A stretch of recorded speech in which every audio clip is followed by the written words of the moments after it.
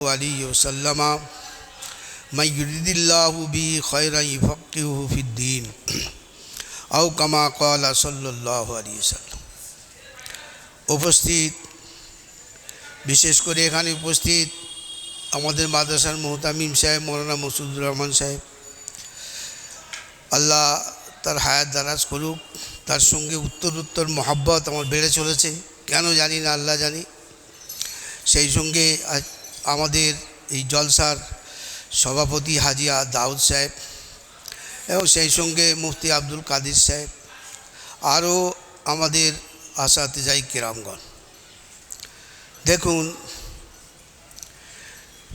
একটা ইবাদত এমন আছে যেটা মানুষ করে বলতে পারবে যে আমি একটা কবুল ইবাদত করেছি, আমি এমন একটা ইবাদত করেছি যেটা আল্লাহর দরবারে কবুল হয়ে গেছে। একটা ইবাদত এমন আছে, আর একটিই মাত্র, দ্বিতীয় নয়। আর যত ইবাদত আছে যদি সেগুলো তার যে নিয়ম শরিয়াতে আছে সেই নিয়ম পালন করে করা হয়, তাহলে বলা যাবে আমি একটা সহি এবং সঠিকভাবে একটা ইবাদত করেছি। আর যদি সেই নিয়ম পালিত না হয় তাহলে সেই ইবাদতটা ইবাদতই হবে না, কবুল হওয়া তো দূরের কথা। আর সেই জন্যই মাদ্রাসা, যে একটা ইবাদত কিভাবে করতে হবে। যেমন নামাজ শ্রেষ্ঠ ইবাদত, নামাজটা কি করে পড়তে হবে আর কিভাবে পড়তে হবে, তার জন্যে হলো এই মাদ্রাসা। এই মাদ্রাসায় সেগুলো পুঙ্খানুপুঙ্খ রূপে শেখানো হয় যে তুমি যদি এরকমভাবে নামাজ পড়ো তাহলে এটা তোমার নামাজটা সহি হবে। আর যদি এরকমভাবে নামাজ না পড়ো, আলহামদু বড় হা আছে, তুমি পড়ছো আলহামদু, তাহলে এর নামাজটা সহি হলো না। এইবার যখন সহি হয়ে গেল তো বলা যাবে না যে আমি একটা কবুল নামাজ পড়েছি। আশা করা যাবে যে আমি একটা এমন ইবাদত করেছি যেটা ইনশাআল্লাহ আল্লাহর দরবারে কবুল হয়ে যাবে। হ্যাঁ, এটা আশা করা যাবে। কিন্তু শরীয়তে ইসলামে একটা ইবাদত এমন আছে যা করে বলা যাবে আমি একটা কবুল ইবাদত করেছি। আর কবুল ইবাদত করেছি সেটা কি? সেটা হলো দরুদ শরীফ। সেটা হলো দরুদ শরীফ। আল্লাহ নবী সাল্লাল্লাহু আলাইহি ওয়াসাল্লামের শানে দরুদ শরীফ পড়া।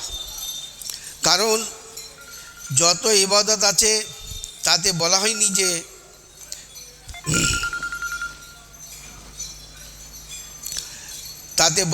যে এটা আল্লাহ করে, এটা ফেরেশতারা করে, অতএব তোমরা করো। নামাজ আল্লাহ পড়ে, নামাজ ফেরেশতারা পড়ে, অতএব তোমরা করো, এ কথা বলা হয়নি। রোজা আল্লাহ করে, রোজা আল্লাহর ফেরেশতারা করে, অতএব তোমরা করো, এ বলা হয়নি। যাকাত আল্লাহ দেয়, আল্লাহর ফেরেশতা দেয়, তোমরা দাও, এ বলা হয়। কিন্তু দরুদ শরীফ সম্পর্কে বলা হয়েছে যে ইন্নাল্লাহ মালাইকাতাহু, কোনো সন্দেহ নেই, এরকম কথা বলা হচ্ছে। হে জগতের মানুষ, বিশেষত মুসলমানরা, তোমরা কোনো সন্দেহ পোষণ করো না।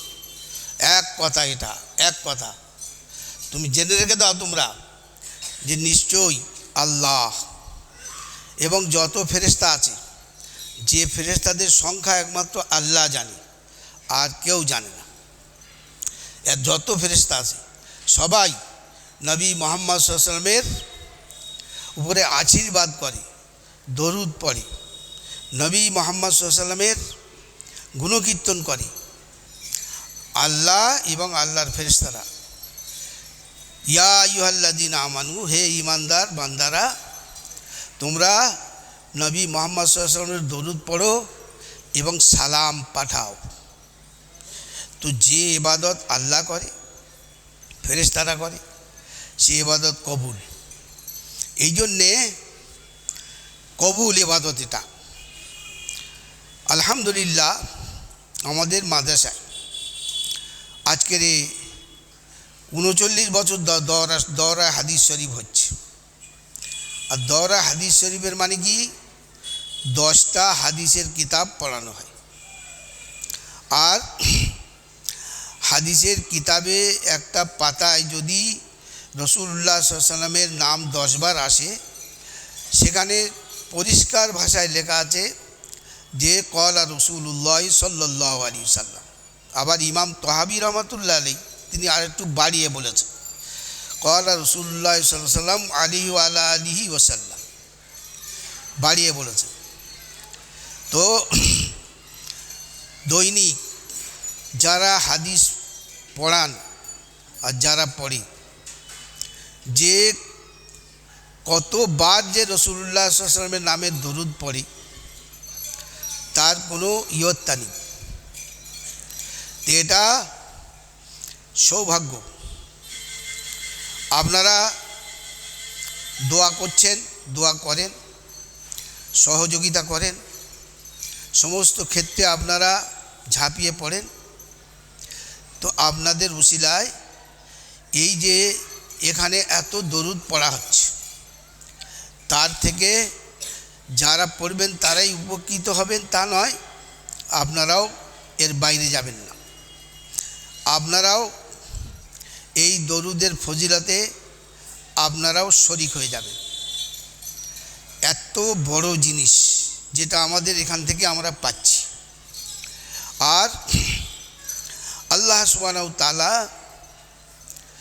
যখন কাউকে কবুল করে নেয়, তো তখন তার দ্বারা আল্লাহর ইবাদত করিয়ে নেয় আল্লাহ।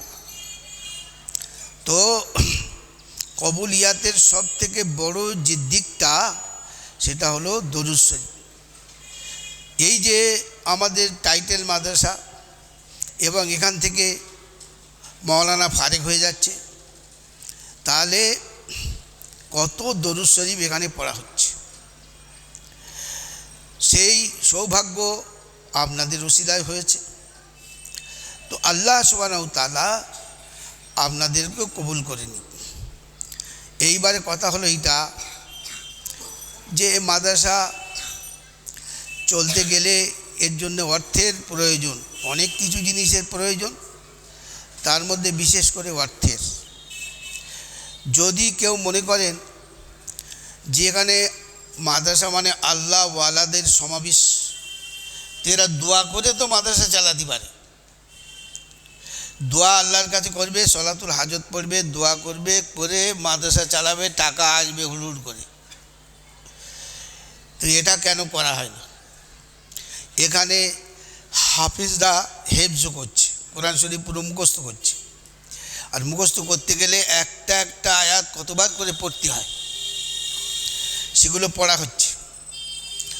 আর রুজি টেনে নিয়ে আসবে।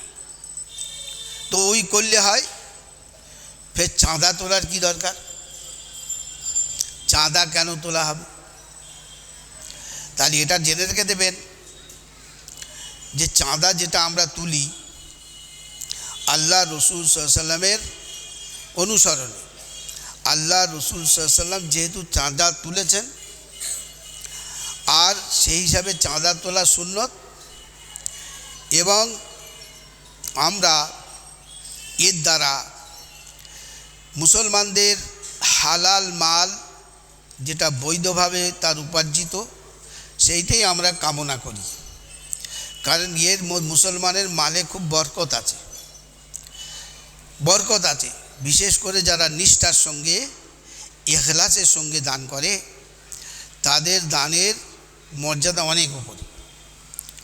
যেহেতু আল্লাহ রসুল সাল্লাল্লাহু আলাইহি ওয়াসাল্লাম তার জীবদ্দশায় যখন তিনি হিজরত করে গেলেন মদিনা মুনাওয়ারাতে, তো দ্বিতীয় হিজরিতে হতে যুদ্ধ শুরু হয়েছে। আর রাসূলুল্লাহ সাল্লাল্লাহু আলাইহি ওয়াসাল্লামের জীবনের শেষ যুদ্ধ হলো তাবুকের যুদ্ধ, যে তাবুকের যুদ্ধে যুদ্ধ হয়নি, এমনি এমনি জয় হয়ে গেছে। তো রাসূলুল্লাহ সাল্লাল্লাহু আলাইহি ওয়াসাল্লাম বদরের যুদ্ধ পর্যন্ত, যেটা যুদ্ধ আকারে হয়নি, সেখানেও রাসূলুল্লাহ সাল্লাল্লাহু আলাইহি ওয়াসাল্লাম বলেছেন যার যতদূর সামর্থ্য তোমরা যুদ্ধের সরঞ্জাম নিয়ে চলো। আর ওহদের যুদ্ধ থেকে চাঁদা তোলা শুরু করেছে। আর সব থেকে বেশি জোর দিয়েছেন তবুকের যুদ্ধে, যেটা নবম হিজরিতে হয়েছে, মানে হয়নি, যুদ্ধ হয়নি, এমনি জয়লাভ হয়ে গেছে।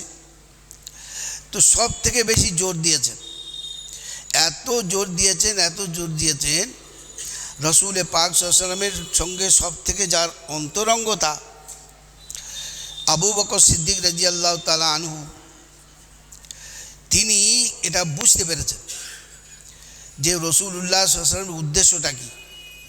এই জন্যে তার কাছে যা ছিল সব তিনি ধুয়ে মুছে নিয়ে এসছেন, আল্লাহর দরবারে এসে পেশ করেছেন।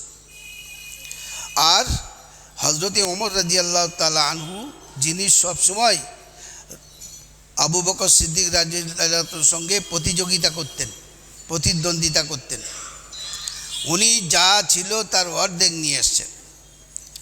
দুজনেই যখন উপস্থিত, রাসূলুল্লাহ সাল্লাল্লাহু আলাইহি ওয়াসাল্লাম জিজ্ঞাসা করছেন, আবু বকর তুমি কি নিয়ে এসছো আর কি রেখে এসছো? তো রাসূলুল্লাহ সাল্লাল্লাহু আলাইহি ওয়াসাল্লামের প্রশ্নের উত্তরে আবু বকর সিদ্দিক রাদিয়াল্লাহু তাআলা আনহু বলেন, ইয়া রাসূলুল্লাহ, আমার যা ছিল ধুয়ে মুছে নিয়ে এসেছি সব। আর ওমর রাদিয়াল্লাহু তাআলা আনহুকে জিজ্ঞাসা করলেন, ওমর তুমি কি নিয়ে এসছো আর কি রেখে এসছো? ওমর রাদিয়াল্লাহু তাআলা বললেন, আমার যা ছিল দুভাগ করে এক ভাগ আমি রেখে এসেছি, এক ভাগ নিয়ে এসেছি। তখন রাসূলুল্লাহ সাল্লাল্লাহু আলাইহি ওয়াসাল্লাম আবু বকর সিদ্দিক রাদিয়াল্লাহু তাআলা আনহু, ওমর রাদিয়াল্লাহু তাআলা আনহুকে লক্ষ্য করে বললেন যে দেখো, এই তোমাদের মধ্যে তফাৎ। আর সেই দিন থেকে ওমর রাদিয়াল্লাহু তাআলা আনহু বললেন যে আমি আর এনার সঙ্গে প্রতিযোগিতা করব না, আমি হেরে গেলাম, আমি পাচ্ছি না। তাহলে যে আবু বকর সিদ্দিক রাদিয়াল্লাহু তাআলা আনহু, তিনি রাসূলুল্লাহ সাল্লাল্লাহু আলাইহি ওয়াসাল্লামের উদ্দেশ্যটা বুঝেছেন, এবং তিনি বুঝেছেন যে এটা রাসূলুল্লাহ সাল্লাল্লাহু আলাইহি ওয়াসাল্লাম এত জোর চাঁদা কোনো যুদ্ধে চাননি, এইরকম জোর দিয়ে চেয়েছেন। তিনি রাসূলুল্লাহ সাল্লাল্লাহু আলাইহি ওয়াসাল্লামের সঙ্গে তার একাত্মতা ছিল, অন্তরঙ্গতা ছিল, কথাটা তিনি সম্পূর্ণরূপে বুঝতে পেরেছেন। আবু বকর সিদ্দিক রাদিয়াল্লাহু তাআলা আনহুর এরকম ঘটনা আরও আছে, তো তিনি পুরো বুঝতে পেরেছেন, এই জন্য সব নিয়ে আসছে। তাহলে এবার দেখুন, রাসূলুল্লাহ সাল্লাল্লাহু আলাইহি ওয়াসাল্লামের জীবনের শেষ যুদ্ধ, আর ইসলাম পরিপক্ক হয়ে গেছে, পরিপূর্ণ হয়ে গেছে। তো সে অবস্থায় রাসূলুল্লাহ সাল্লাল্লাহু আলাইহি ওয়াসাল্লাম বলতেন, তোমাদের আল্লাহর কাছে চাও, আল্লাহ দেবে। কিন্তু তা না বলে কি বললেন, যার যতদূর ক্ষমতা নিয়ে এসো, যার যতদূর ক্ষমতা নিয়ে এসো। একজন সাহাবী ছিলেন আকিল রাদিয়াল্লাহু তাআলা আনহু, তো তিনি অস্থির হয়ে গেলেন যে আমার তো কিচ্ছু নেই, আমি কি নিয়ে যাব। তো এত অস্থির পেরেশান হয়ে গেলেন, রাত্রি বের হয়ে খুঁজছেন কে আমার জোন আমার শ্রমিক হিসেবে কে আমার নেবে আর আমার তার বিনিময় দেবে। এইভাবে খুঁজে একটা ইহুদির বাগানে গিয়ে তিনি কাজ করলেন, আর বিনিময়ে পেলেন কিছু খেজুর। সেই খেজুরটা বাড়িতে কিছু দিলেন, আর আল্লাহ রসুল সাল্লাল্লাহু আলাইহি ওয়াসাল্লামের কাছে নিয়ে আসলেন। আল্লাহ রসুল সাল্লাল্লাহু আলাইহি ওয়াসাল্লাম আকিল রাদিয়াল্লাহু তাআলা দেখছেন, আসছেন, উনি উঠে দাঁড়ালেন, আর উঠে দাঁড়িয়ে সেইটা নিলেন যা দিচ্ছেন, সকলের যে যা দিয়েছিল তার উপর ছড়িয়ে দিলেন, এবং এই কথা বললেন এর বরকতে হয়তো সকলের দান কবুল হয়ে যাবে। সেই জন্যে এটা বড় সুন্নত যে চাঁদা চাইতে হবে মুসলমানদের কাছে চাঁদা চাইতে হবে। মানুষ যেখানে অর্থ ব্যয় করে সেখানে মমতা আসে, মহব্বত আসে, তার সঙ্গে একটা আকর্ষণ থাকে। সেই জন্যে মুসলমানদের কাছে চাঁদা চাইতেই হবে। এই জন্যে আমাদের নিয়ম যে আমরা যতটা পারবো চাঁদা চাইবো আল্লাহর জন্য, দেনেওয়ালা আল্লাহ। আমরা বিশ্বাস করি চাঁদা আমাদের মাদ্রাসা চলবে না, চাঁদা আমাদের চাইতে হবে, এটা একটা কর্তব্য। এটা আমাদের দায়িত্ব, এটা করতেই হবে। কিন্তু আল্লাহ এতে বরকত দেবে, মাদ্রাসা চলে যাবে ভালোভাবে। সেই জন্যে আপনারা যারাই এখানে এসছেন একদম মন খুলে মাদ্রাসার জন্য দেবেন। এমন একটা ব্যবসা যে এতে লাভই লাভ, লোকসানের কোনো এখানে অবকাশ নেই। বুখারী শরীফের হাদিসে এসছে সব সময় ঘোষণা হচ্ছে, সব সময় মানুষ আর জিন ছাড়া সব শোনে এটা কি, আল্লামা আতি মুনফিকান খালাফান, আল্লামা আতি মুমসিকান তালাফান, যে আল্লাহ ফেরেশতারা ঘোষণা করছে। আর যে ঘোষণাটা জীব জন্তু কীট পতঙ্গ সব সারা বিশ্ব শোনে। আর শোনে না মানুষ আর জিন, এরা কানে শোনে না। তো কি বলছে আল্লাহ, তোমার রাস্তায় যে দেবে তার বিনিময় তুমি দাও, ইহকালে দাও পরকালে দাও, তার বিনিময় তুমি দাও।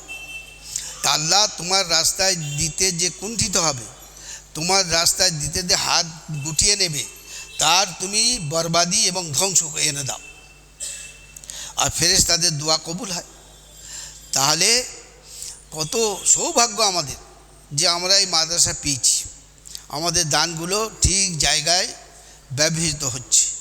আল্লাহ সুবহানাহু ওয়া তাআলা আমাদের প্রত্যেকের বুঝ দান করুক, তৌফিক দান করুক।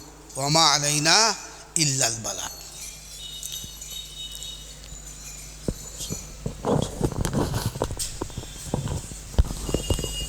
ভাই মেহমান আমরা যারা আছি একটু এই লাইনে বসবো, ছাত্ররা তোমরা আছো একটু পিছনের লাইনে চলে যাবে, ওখানে তোমাদের টিফিনের ব্যবস্থা হবে, পিছনে গিয়ে লাইন দাও। আর মেহমান আমরা যারা আছি সামনে বসে যাই, জামাতি ভাই সহ।